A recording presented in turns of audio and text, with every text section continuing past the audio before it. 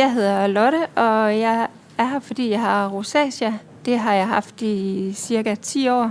Så skal jeg sådan lige høre, hvad har vores hudlæge sagt til dig, da du mødte ham? Ja, altså, jeg har jo rosacea, og jeg har fået at vide, at det er genetisk betinget og hormonelt betinget. Det var jeg jo ikke klar over. Men han har jo også fortalt om nogle forskellige produkter, som kan hjælpe mig, så det sætter jeg min lid til. Altså, det påvirker mig på den måde, at jeg tit sådan rødmer og får røde pletter i ansigtet. Jeg får knopper, og jeg synes, det er ubehageligt. Jeg kan mærke, at jeg sådan blusser i ansigtet.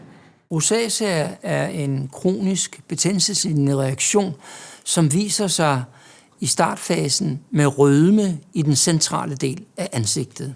Senere så får man indvækst af små kar i huden, og igen senere kan den blive mere præget af en aknelignende tilstand, fordi der kommer små infektioner i huden. Prøv lige at se alle de skønne farver, der ligger hernede. Det jeg jo så skal gå ind og reparere og gøre for dig her, det er, hvis du så ser overfladen, kan du se, der er den faktisk forholdsvis hullet. Ja. Det er lidt det her med igen, at når overfladen ikke er så stærk, så er det, at solens stråler trænger ind i huden og ødelægger den derinde, og fugten også ligesom suser ud. Så det, der er så vigtigt, det er, at vi går ind og genskaber en robust og en stærk hud. Ja. Jeg har prøvet noget medicin, som jeg har fået via lægen og hudlægen, men det er sådan meget stærke tabletter, som har nogle andre bivirkninger, og det er jeg ikke så interesseret i, fordi så er der nogle ting, jeg ikke må eller ikke kan. Altså for eksempel, der er nogle ting, jeg ikke må spise. Den her, det er vores natcreme i Paradox-serien, og vi har lavet en speciel serie til rosacea. Normaltvis så anbefaler man faktisk ikke olier i forhold til rosacea. Det her resveratrol og procyanidin, der er her i, det er også det, der går ind og bekæmper rødmen. Så derfor er den her helt unik til dig. Ja. Det der med at bruge natcreme, det kunne jeg forstå på, at du godt kunne finde på at springe lidt over. Ja. Men her står altså en, der godt kunne gå hen og blive en rigtig god ven af dig. Fordi det er et produkt One Step, som man bare bruger på vatrundeller. Du gør simpelthen det, at du tager 2 vatrundeller, 2 pump, starter med at fjerne din mascara, og vender vatrundellerne om, og så tager resten. Så er du klar til at få din natcreme på. Det virker jo også overskueligt. I forhold til lige præcis den her natcreme, der må du faktisk gerne bruge en serum indenunder. Det anbefaler vi jo ellers normalvis ikke til vores klassiske natcremer, men i Paradox-serien er der en speciel serum. Og i de tilfælde vil det være en rigtig god idé at bruge den også. Det der er ved den her serum, det er, at det trænger ned i huden og plejer huden. Og der gør den også det, at de der bittesmå kapillærer, som jo går ind og springer og bliver lidt røde, de bliver mere fleksible, så de ikke sådan springer. Jamen, jeg kunne godt tænke mig, at jeg kunne få lidt hjælp, så det ikke kommer til at fylde så meget i hverdagen. Jeg kunne godt tænke mig, at min hud den blev lidt pænere. Det er det, der er til om natten. Så bliver det heldigvis morgen igen. Så anbefaler jeg dig at rense mælken til alle hudtyper. Ja. Det er den, der simpelthen passer bedst til dig. Og du kan sagtens sætte den ind i bruseren, og så bruge den derinde. Den skummer ikke, men den renser yderst mildt og effektivt.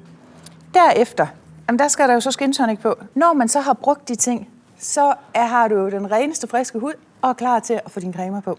Og til om morgenen vil jeg anbefale dig serum, som vi også talte om i forhold til natcreme, og så den dagcreme, der passer til. Fordi at Paradox-serien er jo det, der er lavet til rødme i huden. Så et tyndt lag af serum, og så dagcremen på. Det er det, at jeg vil gå ind og anbefale dig til om dagen. Når så bliver sommer, så kan du skifte din dagcreme ud med vores solcreme i stedet for. Så glæd dig. Det gør jeg til at scanne dig igen, så du kan se forskellen på, hvordan det bliver. Rosacea behandles ved at stabilisere huden og mindske infektionsniveauet i huden. Samtidig er det vigtigt, at man ved rosacea sørger for, at hudens barrierefunktion forbedres ved, at man anvender cremer, som fugter huden i forhold til, hvilken hudtype man har. Man skal altid ved rosacea sørge for at rense huden om morgenen og om aftenen, og det skal gøres lidt forsigtigt, fordi huden er altså sensitiv og følsom.